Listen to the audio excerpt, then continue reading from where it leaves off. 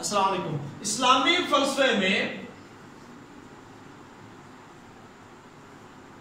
بہت سارے لوگ ایسے آئے، بہت ساری جماعتیں، تحریکیں ایسی آئی جس نے اسلام کے نام لیواؤں کو بہت زیادہ حد تک نقصان بھی پہنچایا.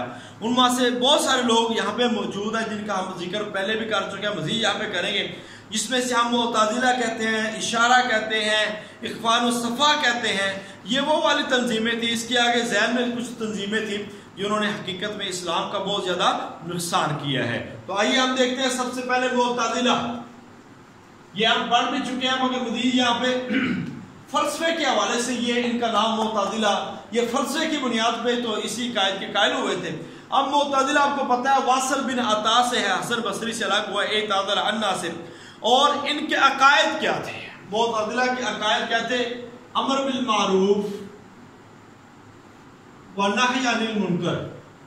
ایک تو یہ عقیدہ تھا کہ نیکی کا حکم دینا چاہیے اور برائی سے روکنا چاہیے. پھر یہ کہتے تھے کہ عقائد و نظریات طاقت کے زور پر منوائیں. ایک یہ کہتے تھے. دوسرا نظریہ یہ ہے، یہ قرآن کو مخلوق کہتے تھے.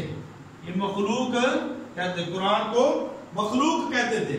اور اس کے ساتھ ساتھ ان کا عقیدہ تھا کہ اللہ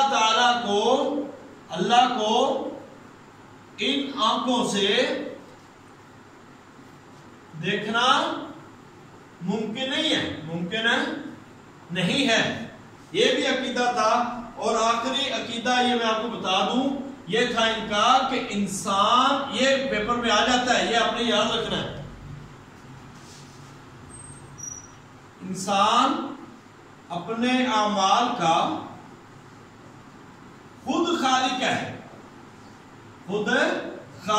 یعنی کہ جو انسان کرنا چاہے یہ انسان کے آزاد ہونے کے قائل ہے کہ ہر چیز انسان کے ہاتھ میں ہے. یہ کہتے ہیں کہ انسان سب کچھ کر سکتا ہے، لہذا انسان کے اختیارات کی یہ بات کرتے ہیں کہ ہر چیز انسان کے پاس ہے اور انسان آزاد ہے.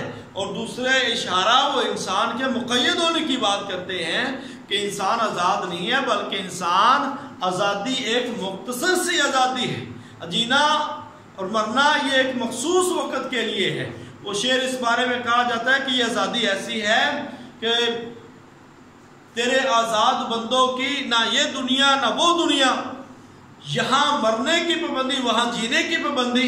یعنی کہ یہ آزادی یہی ہے، ایسی آزادی ہے کہ اس کے اندر انسان کے پاس نہ تو ٹوٹل اختیار ہے اور نہ ہی ٹوٹل انسان قید ہے. اسی بات پہ انہوں نے بڑی بحث کی اور اسی بات پہ یہ ان عقائد کے اندر چلے گئے. تو اس کے ساتھ ساتھ ان کے عقائد کو بڑھانے والے یہ عقل کو نا وہی پر فوقیت دیتے تھے. یہ عقلی تھے اور عقل پہ یہ دین کی باتوں کو پرکھتے تھے. لہذا ان کا یہ بھی عقیدہ تھا کہ جو عقل ہے نا یہ وہی سے اوپر والی چیز ہے. پر اس کی مخالفت پہلے تو ان کے ساتھ تھا.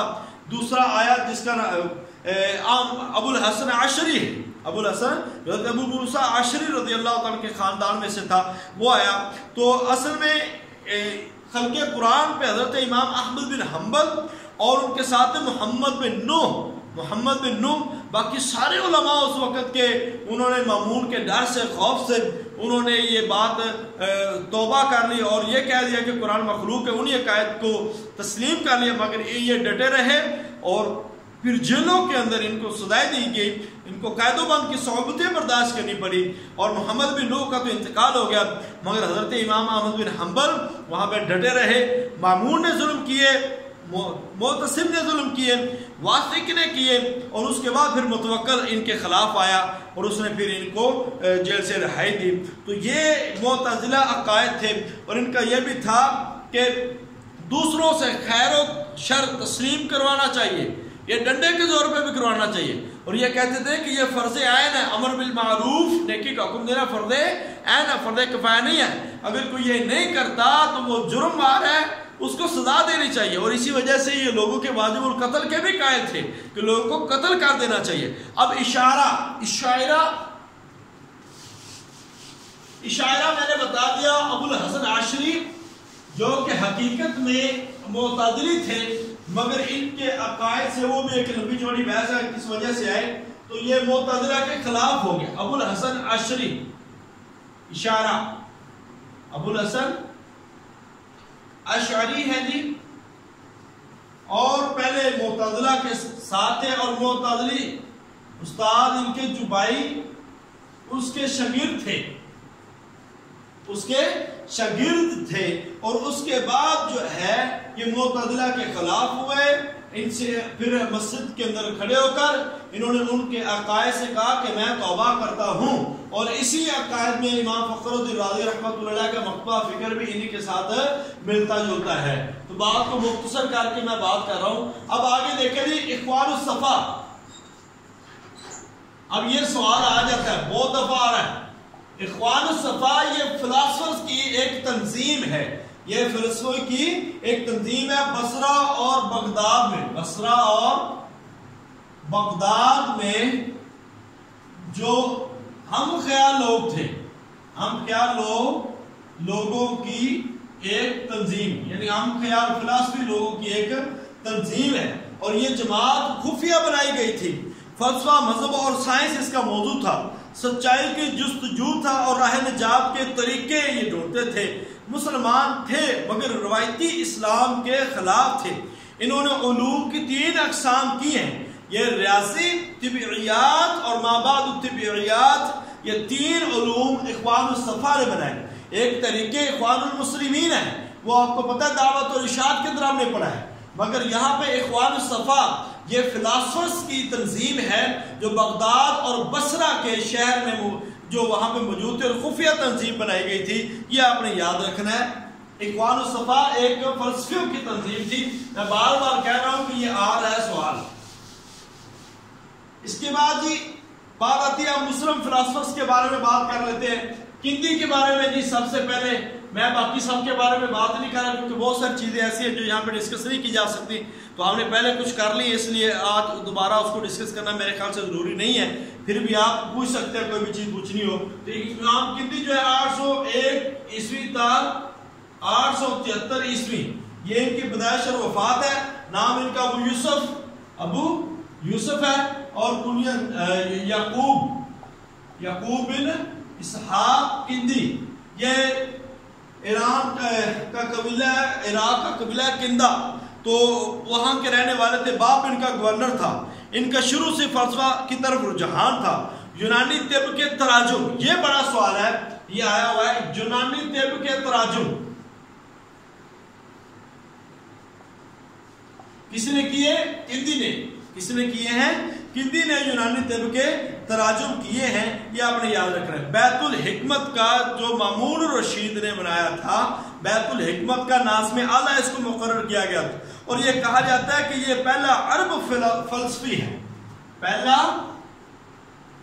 عرب فلسفی، کیونکہ اس نے یونان کی بہت ساری کتابوں کا مطالعہ کیا، اس کو اس نے کہا تھا فیلسوف العرب، فیلسوف العرب۔ 250 کے قریب اس نے کتابیں لکھی، 250 کے قریب کتب لکھی۔ نئے طرز کی اس نے بنیاد رکھی ہے، اور اس کے ساتھ ساتھ معتدلہ سے جو ہے نا متاثر تھا، مگر اس کا مذہب جو ہے وہ معتدلہ نہیں تھا، فلسفہ مذہب میں مطابقت رکھنے والا تھا۔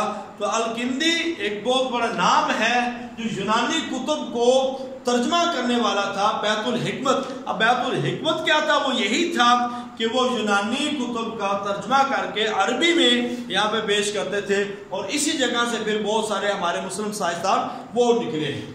اب ہم بات کرتے ہیں کندی کے بارے میں، یہ چیزیں یاد رکھنی ہے کہ پہلا عرب فلسفی اور یونانی کتب کا ترجمہ کرنے والی شخصیت کون ہے؟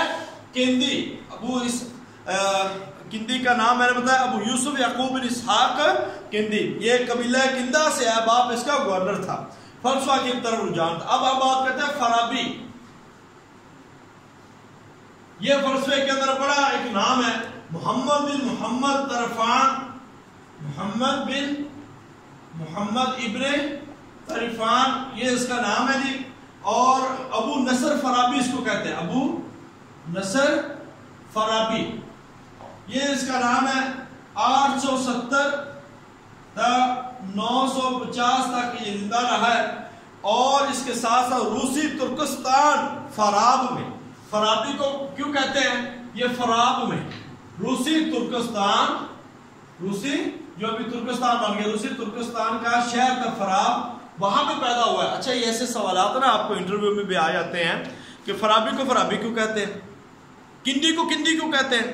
اگر کوئی بندہ وہاں پہ کہہ دیتا ہے کہ میرا سبجیکٹ فیورٹ سبجیکٹ اسلام اور سائنس ہے، تو پھر ایسے سوالات تو آئیں گے، لہذا ایسے سوالات کے لیے تیار ہو کے جانا ہے۔ یہ نہ ہو کہ آپ پھر جب انٹرویو کا وقت آتا ہے وہ تو صرف 10 سے 15 دن ہوتے ہیں، تو اسی دن کے اندر ہم کتنا، بلکہ اتنے بھی کم ہوتے ہیں۔ تو بعض اوقات لاسٹ ٹائم جب انٹرویو ہوا تھا تو میرا انٹرویو 13 کو تھا اور یکم کو رزلٹ آ گیا تھا 29 یکم کو، تو پہلے دن ہی انٹرویو میرا تھا، 7 دن انٹرویو چلا ہے، تو پہلے دن سوار والے دن ہی انٹرویو میرا تھا، اور میں پریشان تھا کہ چلے یار کو 2-4 دن بعد ہوتا تو بندہ کسی سے پوچھ لیتا ہے، ٹھیک ہے۔